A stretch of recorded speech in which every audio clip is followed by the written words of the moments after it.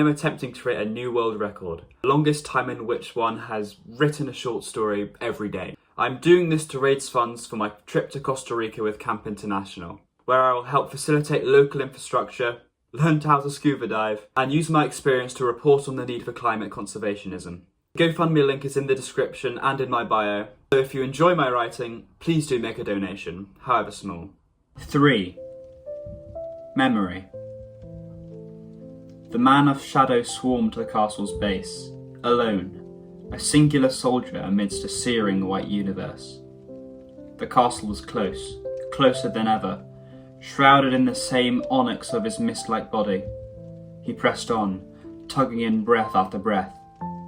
He clutched the bayonet in his hands tighter, struggling with the fever of pain that followed him as he sprinted across the endless expanse between him and his goal. His legs ached, his mind was exhausted, yet, on the horizon, was his solace. He had to keep pushing forward. He was almost there. The great gap between the man and his castle was indistinct. The earth that he pushed across hidden by a thin membrane of white water. It splashed as his feet tore down on and left the water's surface, the sprinkles of the liquid as pure and blinding as the light of the sun.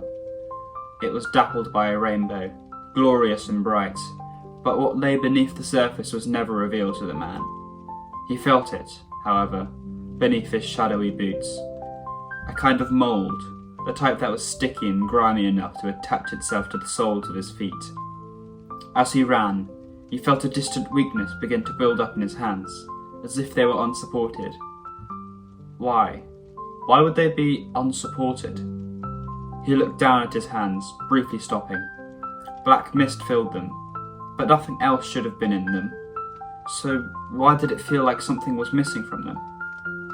The white all around made it hard to think, fogging his mind. He had the impression that he had something to carry, like he was holding something, just a moment ago. He shook his head, recollected his breath, and began the charge again. The castle was definitely growing closer, by the moment, by the step. His blackened eyes darted around, scanning the horizon for anything else, anyone else, aside from the castle of shadow and the imposing white mountain to its right. Nothing. Only him and the expanse. But as he got closer, some idea thickened in his mind. Not a thought, not a sentence or a set of words, but an impression, a feeling, as if his brain was being probed by a nagging finger. The feeling only got stronger as he got closer to the castle, but something held the feeling back. He blinked, and it receded, swamped by the blinding white all around. A muscle tugged tight in his forehead, as if he had forgotten something. He raised his singular arm from his side, inspecting the asymmetry of his body, briefly stopping. He found himself wondering why people were born with only an arm on one's right side. Strange, but the white all around made it hard to think, fogging his mind. He shook his head again, recollected his breath, and began the charge again. The castle had grown from just a pinprick at the end of the sky to a towering body that pierced the heavens. It was literally made of mist, black mist. The man looked down at his body made of the same mist, the same familiar darkness. He found it difficult to stay upright as he ran. He was, by virtue of how the human body was built, constantly on the verge of stumbling too far forward, and had nothing to halt his fall if he did.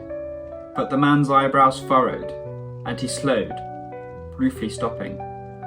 He looked to either side of his body, looking at his shoulders each in turn. He felt, ever so strangely, that he was missing something there, that he'd lost something. A something that was supposed to be there beyond just the stumps at the upper corners of his torso. The white all around made it hard to think, fogging his mind. But that idea was silly anyway. That was like saying people had two legs. He shook his head, recollected his breath, and began the hop once again. He bounded on his singular leg, getting closer to the castle. Strangely, again, he felt as if he should be going faster, that he had been moving faster just a moment ago. He looked up at the castle, and it seemed further away, as if it were back at the end of the horizon yet again. The man spat curses at the white void, continuing his crawl along the slimy and grey surface of water that hid the earth below it. Strange. It seemed a lot brighter a moment ago. It lapped at his chin as he struggled forward, towards the eventual goal in the horizon. Wait, where was he going? He blinked, looking out upon the great expanse of murky grey before him, scanning for something. That something prodded at him, whispering to him distantly, but he couldn't tell from where. He felt a great swell of pain awaken in his chest. He stopped his crawl, swamped in the middle of an unending, unrelenting universe. He wriggled around, looking back at the path he had taken. It was empty. Not black, not white, not colour, nor anything that existed, just nothingness. Eradication, entropy, non-existence. The world darkened. The substance that he lay in thickened.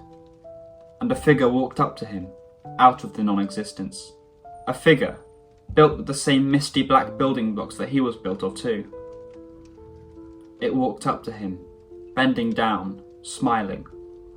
But the man couldn't make out its face. He struggled, strained, reached out to grab onto the words that left its indiscernible lips, but it was all lost from him the moment the words left them. Each time he blinked, he forgot it was there, and was shocked anew when he saw it. Who are you? The man asked, shifting over towards the little girl that sat beside his hospital bed. She shivered, a jolt making its way up her spine. "It's Alice," she said, pain riddling her voice. But she kept it as still and reassuring as possible. I don't... Pardon? The old man asked, weak and frail in voice. Could you, I'm Alice, she repeated, again.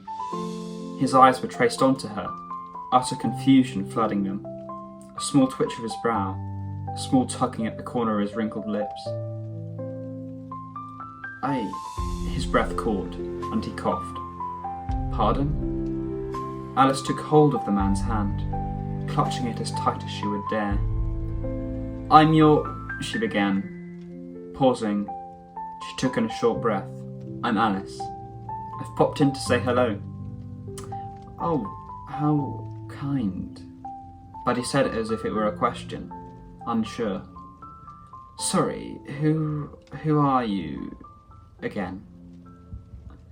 The little girl raised his feeble hand to her forehead, feebly sobbing, silently sobbing. The lines around his eyes crinkled, pain welling up behind them. I know you, don't I? He blinked. Please tell me. Who are you? I need to know. He sucked in a meek, shivery breath. I need to know. Again, thanks for watching. And if you are feeling inclined to donate to help me on this journey, anything would be appreciated. And even if you don't, just watching this videos will help me. Thank you, hope you enjoyed. See you tomorrow.